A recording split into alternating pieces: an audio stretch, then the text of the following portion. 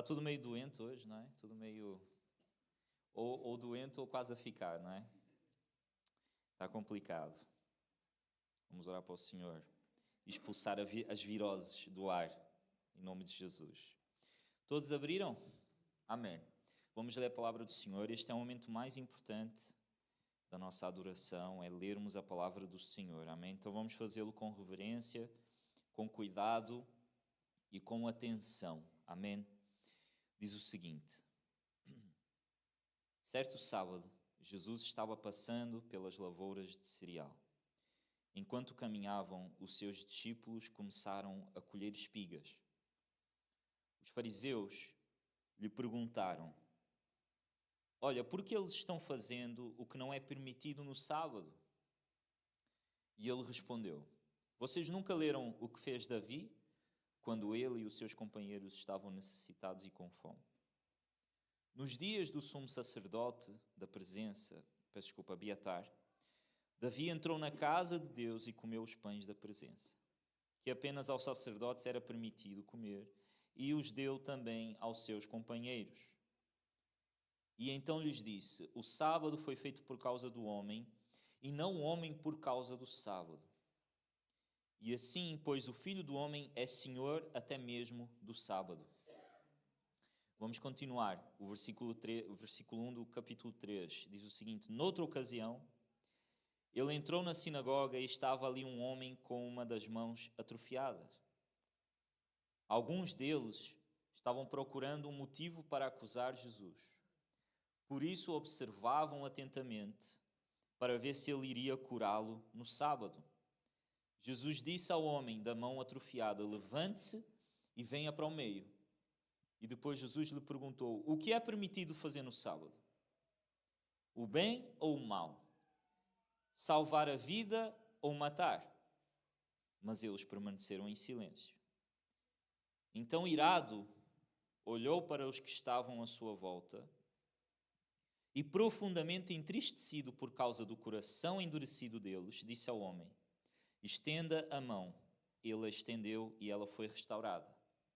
Então os fariseus saíram e começaram a conspirar com os herodianos contra Jesus, sobre como poderiam matá-lo. Amém?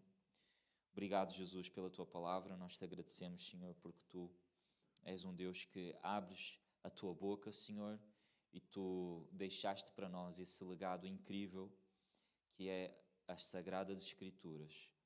Nós possamos, em nome de Jesus, aprender com elas, tê-las como referência para a nossa vida e não permitir, Senhor, que o nosso coração coloque em causa aquilo que tu tão sabiamente, Senhor, confiaste a nós, Senhor. Que essa palavra não seja apenas lida, que seja vivida, Senhor, que seja transformadora para a nossa vida. É o que eu peço e é o que eu coloco em nome de Jesus sobre o coração de cada irmão aqui presente. Em nome de Jesus. Amém. Glória a Deus. Amém. Mais um questionamento. Este aqui, na verdade, nós estamos a culminar desde o início do capítulo 1.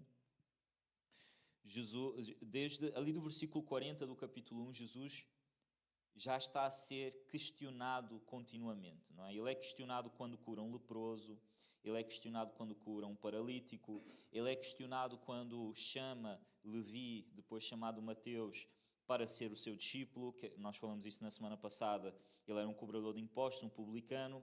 Jesus é questionado em relação aos seus discípulos não jejuarem como jejuavam os discípulos de João Batista, nós também falamos sobre isso.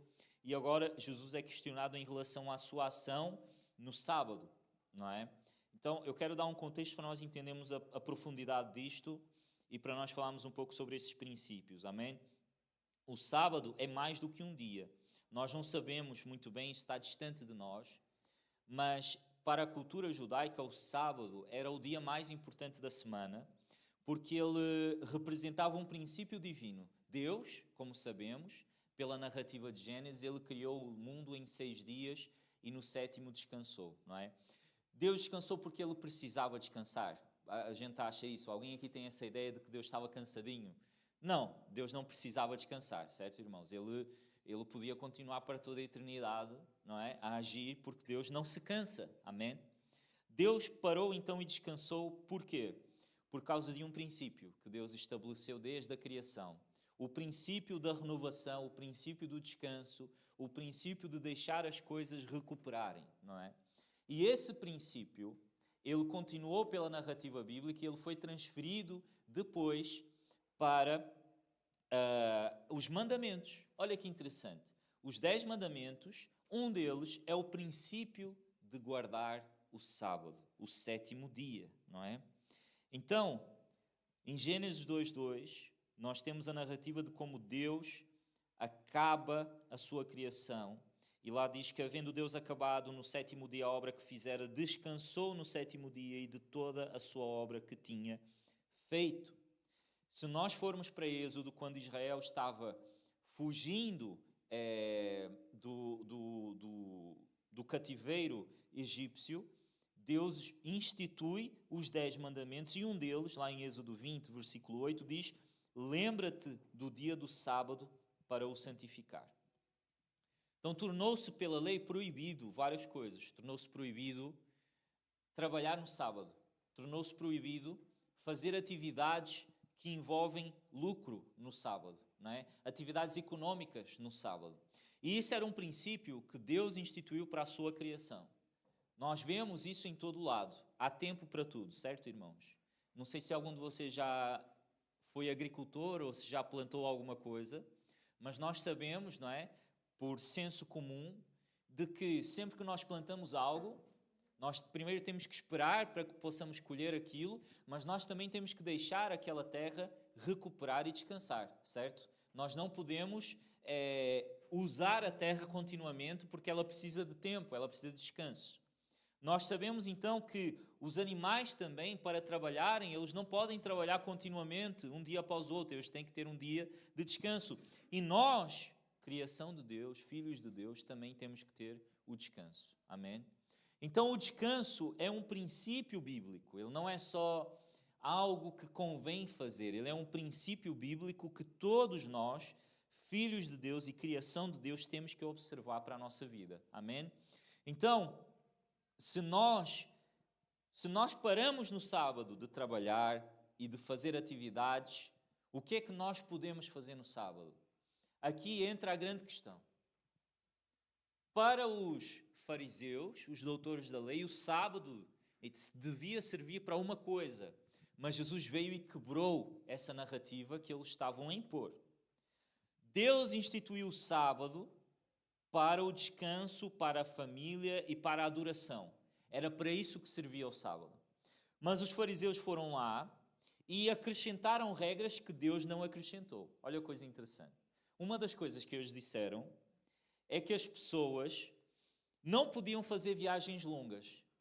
Mas lá está, quais são as viagens longas? Vocês perguntam, o que é uma viagem longa? É de 10 km, de 20, de 1 km, de 10 metros, não é? Os doutores da lei, os rabinos, decidiram o seguinte, olha, uma viagem longa é uma viagem de mais de 800 metros. Então qualquer pessoa que queira fazer uma viagem de mais de 800 metros não pode fazer no sábado. É proibido. Se o fizer, está a quebrar a lei do Senhor. Mas reparem que esse item não está na lei do Senhor. Ele foi acrescentado depois por aqueles que supostamente entendiam e guardavam a lei do Senhor. Não se podia fazer colheita, porque a colheita estava associada à atividade económica. Então o que se encarava era, se eu colhesse algo, eu estava a trabalhar. Então eu não podia trabalhar, então eu não posso colher nada. E ficou nesse sentido estrito. Não se pode colher para nenhum fim, porque todos os fins são fins económicos. Para vocês terem ideia, só se podia escrever uma carta no sábado, não se podia escrever mais que uma. Nos outros dias, podia-se escrever várias cartas, quantas quisessem, mas no sábado só podiam escrever uma carta. É interessante, não é? E depois, em relação à assistência médica, só se podia salvar uma pessoa se ela estivesse em vias de morte mesmo. Então, em caso de urgência, podia-se dar assistência médica, mas em casos de não morte, de situação que não é urgente mesmo de vida ou morte, não se pode auxiliar medicamente ninguém. Eu vou-vos dar um exemplo. Se um prédio caísse e se ficassem pessoas debaixo dos escombros do prédio, O que se podia fazer era ir lá, tirar os escombros e ver se a pessoa estava viva. Se ela estivesse viva em estado crítico, sim, vamos ajudá-la, vamos recuperá-la. Se ela estivesse viva e conseguisse sair pelas próprias pernas, ok, deixa estar, hoje é sábado, não podemos fazer nada. Deixa estar. Se ela estivesse morta, não se podia fazer nada. Tinha que se deixar passar o sábado e só se podia pegar a pessoa, fazer o funeral e a enterrar durante a semana. Então, essas regras, essa lei toda, foi definida, foi acrescentada ao longo do tempo, ao longo dos séculos pelos rabinos. Já estávamos longe dos 10 mandamentos e os rabinos continuavam a interpretar a lei e a decretar como é que as coisas deviam ser, não é? Nós pensamos assim, mas que gente estranha. Mas às vezes isso existe dentro da própria igreja. Isso existe dentro da própria igreja e isso é o que nós chamamos, hoje em dia, não é? De um legalismo. É tornar as Escrituras e acrescentar às Escrituras regras e leis que elas não nos dão. E definir que servir a Deus e obedecer a Deus significa seguir regras que a Bíblia não diretamente e não indiretamente não nos dão, mas que nós definimos e decretamos para que a igreja possa seguir, e se ela não seguir isso, ela está a falhar diante de Deus. Jesus quebra essa narrativa, Jesus lida com isso de uma forma muito incrível, não é?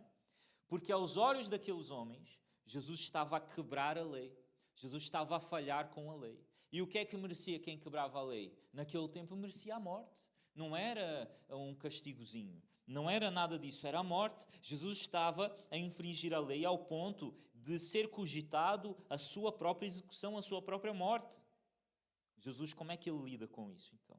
A primeira resposta dele vem no versículo 25 do capítulo 2.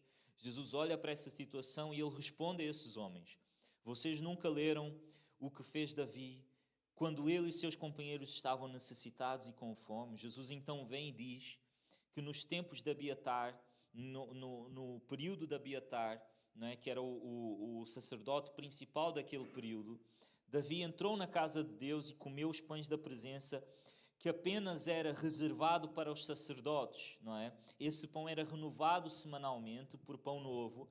Davi fugia de Saul. Vocês se relembrarem da história, Saul era o rei e perseguia Davi. Davi com os seus valentes, ele fugia de Saul para não entrar em confronto direto e obedecer ao rei, que era a autoridade instituída por Deus.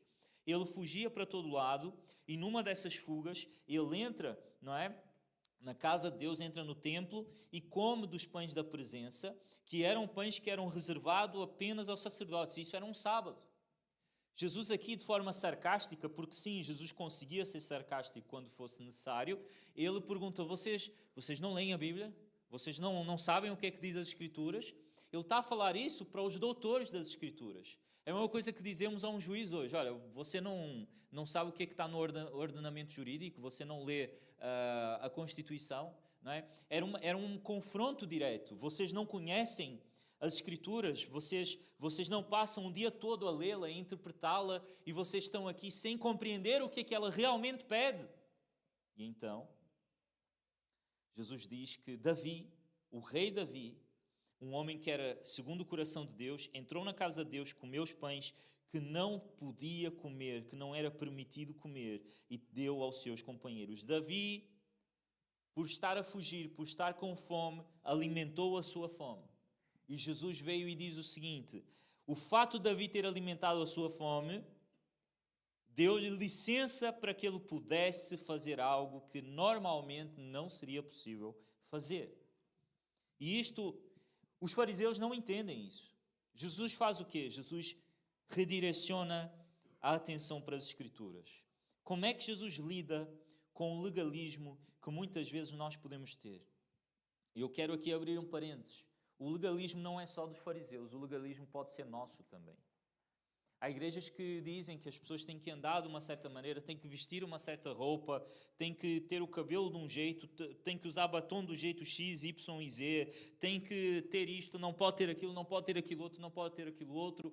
E apesar de eu respeitar a forma como cada igreja constrói a sua forma de estar, e eu entendo que para nós fazermos parte de uma congregação, nós temos que entender que se nós estamos ali, temos que nos enquadrar naquilo que é a doutrina da igreja, isso é o correto. Nós não queremos apenas criticar e apontar o dedo, amém, igreja? Mas nós temos que entender que quem faz isso com o sentido de dizer que os irmãos que não o fazem vão para o inferno, os irmãos que não o fazem estão errados diante de Deus, os irmãos que não o fazem, as igrejas que não fazem como eles, que não têm um código de vestimenta como eles, que não têm um código de conduta como eles, são igrejas apóstatas, hereges, e que os irmãos não são salvos.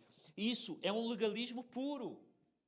E nós temos que entender que definir para uma pessoa que ela, por exemplo, não pode ver televisão, porque há grupos de crentes que dizem isso, que cristãos não podem ver televisão, cristãos não podem jogar futebol, cristãos não podem, não é? Se fosse isso, a gente todo sábado estava a pecar forte e feio, não é, pessoal? E não podem fazer isso ou aquilo outro. Mas pensa uma coisa, é difícil ficar sem ver televisão, não é? É chato, não é? Tenho televisão em casa, não posso ver, tenho que deitá-la fora, não é? Às vezes até faz sentido, não é? Vou começar a dar essa regra, estou a brincar. Mas é uma coisa que dá para fazer, a verdade é essa, não é? Até os anos 30, 40, 50, talvez os irmãos mais velhos estão aqui, os vossos pais foram os primeiros da geração a ter televisão, certo? A pastora Ana, minha mãe, conta que lá na rua dela, né, foi das primeiras a ter televisão lá em casa, ainda era a televisão preto e branco, ainda era aquela coisa toda, não é? Pessoal jovem, sabiam que vocês tinham que se levantar? Tinham que levantar, ir à televisão e fazer assim para mudar o canal. Sabias, Lua? Pois é. Hoje em dia tu dizes assim, hey Google, RTP. Não, RTP não, né? Não se vê RTP. Hey Google, MTV. Não, MTV também era do meu tempo, é outra cena hoje em dia. É Alexa, não é? Mas antigamente não tinha... Aí depois deixava de dar, né? Tinha que chegar ali, pá! Para ela voltar a dar, né? Mas a verdade é que os nossos avós não precisavam de televisão para viver. Não precisavam, eles eram felizes sem televisão. Se calhar mais felizes do que nós somos. Oi? Com televisão. O micro 2, Tiago, podes diminuir um bocadinho. E então, o que que acontece? Nós temos que compreender o seguinte: quando nós definimos essas coisas, nós estamos a focar não no problema real. Quando a igreja não luta contra os pecados reais e se foca nessas coisas acessórias, essas coisas, elas são difíceis de fazer, mas elas são mais fáceis do que lutar contra o pecado real. Estão a entender o que eu estou a querer chegar? Quando uma igreja diz assim, as irmãs não podem usar maquiagem, vai ser chato para as irmãs? Vai ser chato para as irmãs. Mas dá para viver sem maquiagem, não dá, Cida? Dá, é difícil, mas dá. Dá para viver sem televisão? Dá para viver sem jogar futebol? Dá para viver sem isso tudo, não é? Mas dá, mas conseguimos, é difícil, mas conseguimos. Sem jogar videojogos, não é? Alguns de vocês morrem sem jogar. O que eu quero dizer é o seguinte: quando o legalismo entra na nossa vida, nós nos focamos em ações específicas e não combatemos o pecado real que está no nosso coração. O pecado real às vezes é o vício, é a lascívia, não é a televisão. Às vezes é o que nós estamos a fazer com a televisão, é como é que ela afeta o nosso coração. Então, para algumas pessoas, a televisão realmente pode fazer muito mal, para outras não. Para outras pode ser produtivo. Para umas pessoas a internet nem devia existir, não é? Devia-se proibir conta de Instagram, do Twitter, do Facebook para algumas pessoas. Amém, glória a Deus por isso. Fazer um baixo assinado. Mas para outras é uma bênção. Estão a entender o que eu quero dizer, onde eu estou a chegar? Então nós temos que entender o seguinte: se nós queremos impor legalismo sobre as pessoas, Jesus vai chegar em nós e vai ficar irado conosco, porque Ele vai dizer, não é esse o ponto. O sábado tinha um propósito específico, e Ele, em vez de ser uma coisa boa para o povo, tornou-se um peso. Entendem? Jesus, Ele vem, e Ele diz assim, o sábado foi deturpado, o sábado foi feito para o homem, Versículo 27, o sábado foi feito por causa do homem, e não o homem por causa do sábado. O sábado foi criado para servir a humanidade, para abençoar a tua vida e a minha vida. É um descanso. É um dia para nós estarmos em família, para abençoarmos. E quando dizemos sábado, o cristianismo interpreta como domingo, porque o domingo passou a ser o dia do Senhor. Então, a nossa cultura descansa mais ao domingo, certo? E temos culto ao domingo e etc.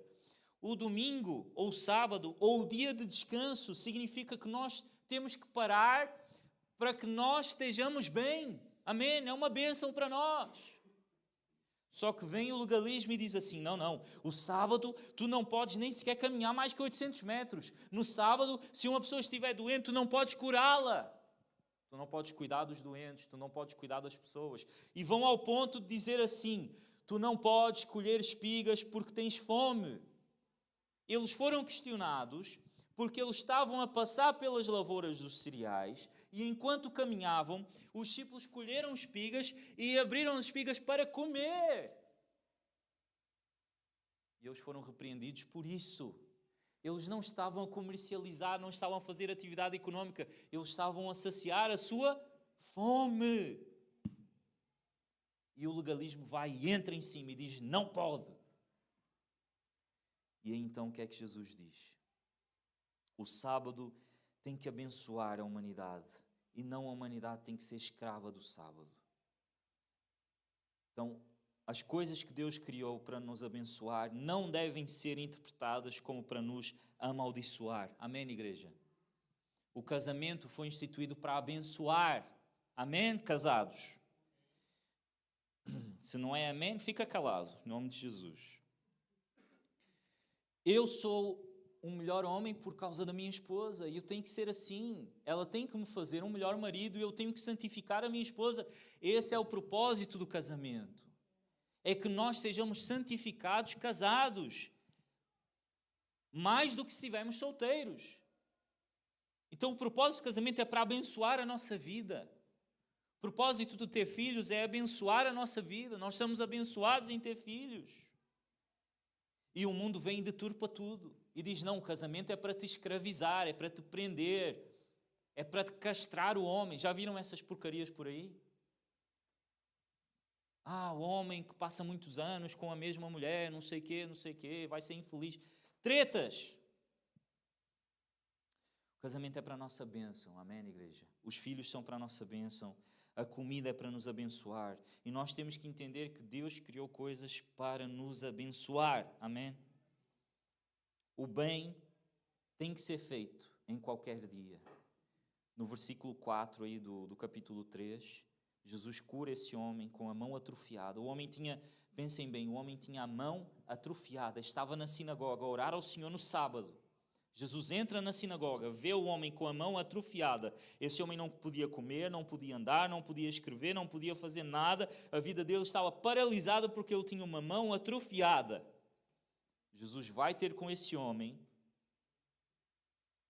e diz ao homem, levante, vem aqui, estenda a tua mão e eu vou te curar. Jesus faz isso com esse homem num sábado. E os fariseus olham para aquilo e ficam loucos. Jesus então faz a pergunta no versículo 4. O que é permitido fazer no sábado? É o bem ou é o mal?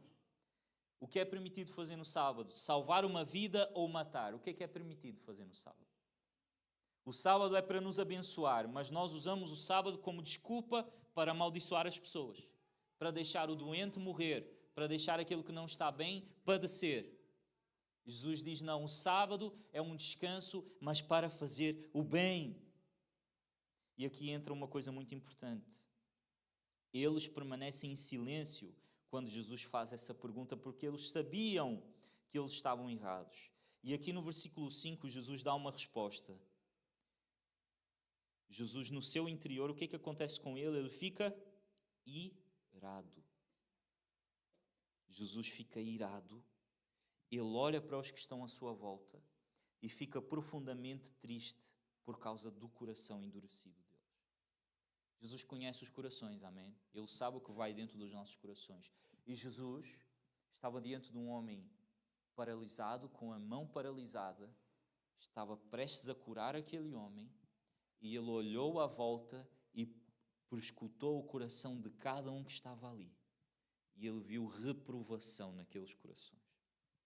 Ele viu aqueles corações que estavam mais preocupados em acusá-lo, em impor o seu legalismo, do que celebrar a cura daquela vida, do que celebrar a libertação daquela vida. Olhem que mesquinhez é essa, não é? Quando uma pessoa encontra salvação, transformação, cura, muita gente prefere levantar espantalhos e acusá-la de alguma coisa. Então Jesus sabe o que vai naqueles corações e ele ira-se profundamente. Isto é muito importante. Nós às vezes representamos Jesus como esse bom pastor, maravilhoso, incrível, sorridente, olhar amoroso, mas Jesus também se irava. Jesus continua vivo, amém? Então Jesus continua a se irar com as nossas posturas muitas vezes. Jesus fica irado, olha para os que estão à sua volta e fica triste porque eles estavam com o coração endurecido. E essa pergunta que Jesus faz é muito importante. O que é permitido fazer no sábado, o bem ou o mal? Salvar a vida ou matar? Isso é uma pergunta retórica, porque para eles a cura, não, lembram-se que eu disse no início, não era algo de vida ou morte, então Jesus não podia curar aquele homem, supostamente. Jesus vai e cura na mesma, o que significa que Jesus estava a fazer um ato não permitido, mas Jesus no fundo estava a fazer o bem.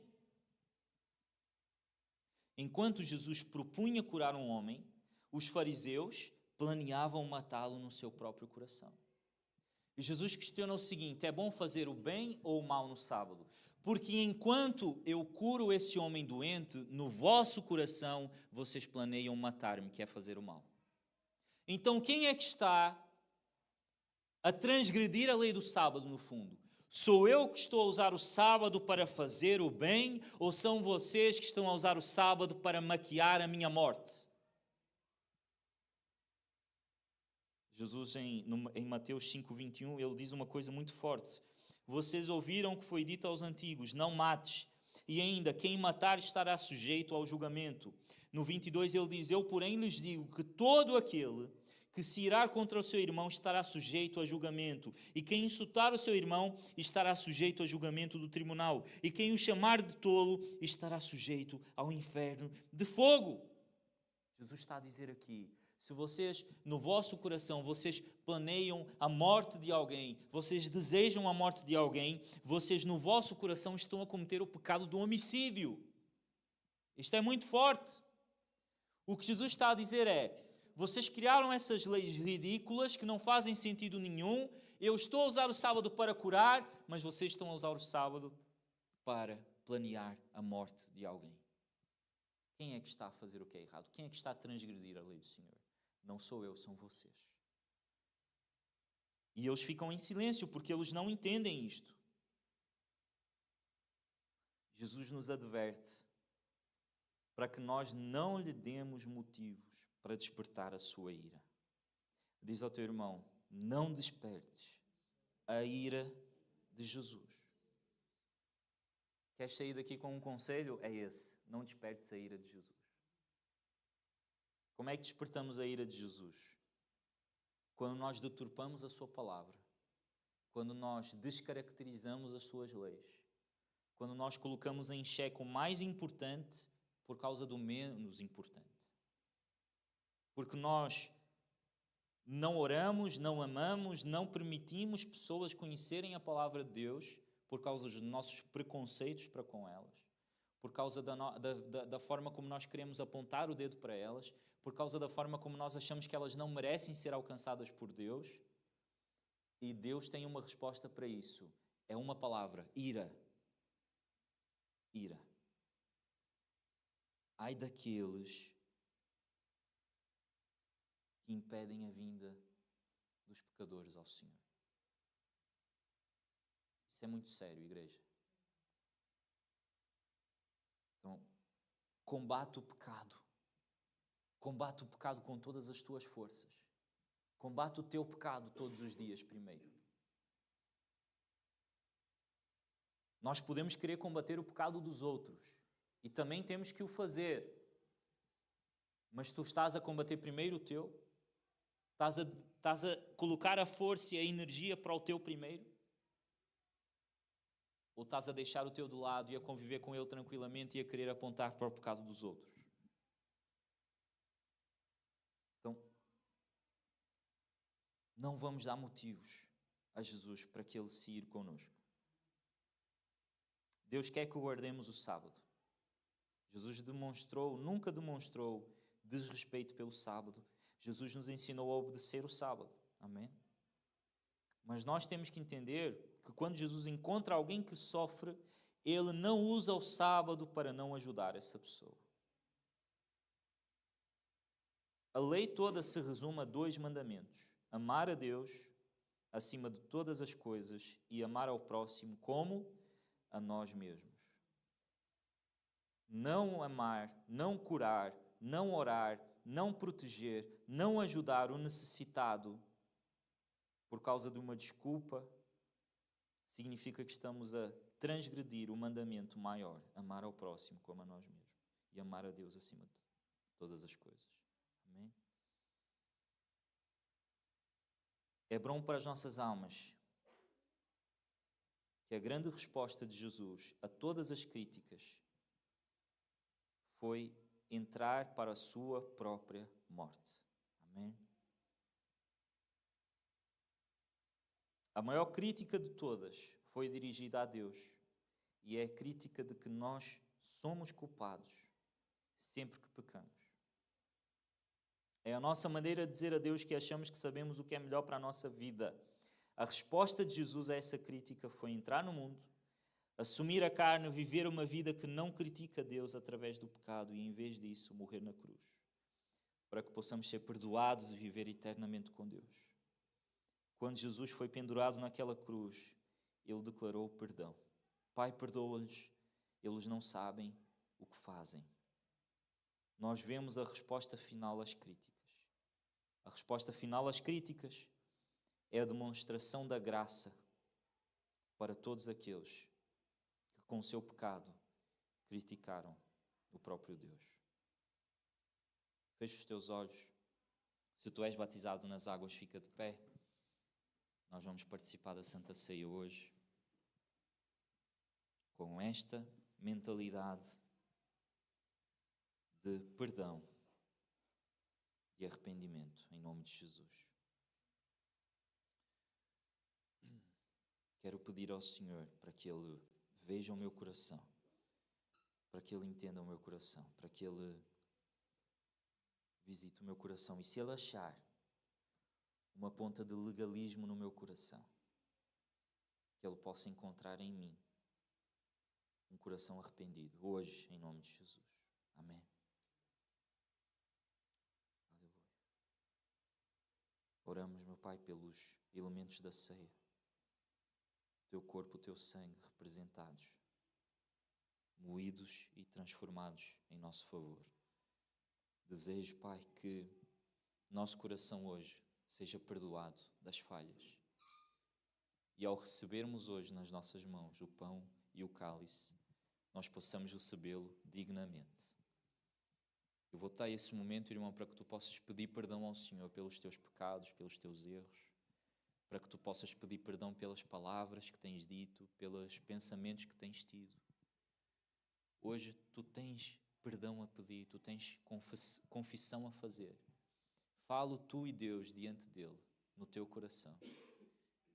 Nós vamos refletir um pouco sobre isso enquanto recebemos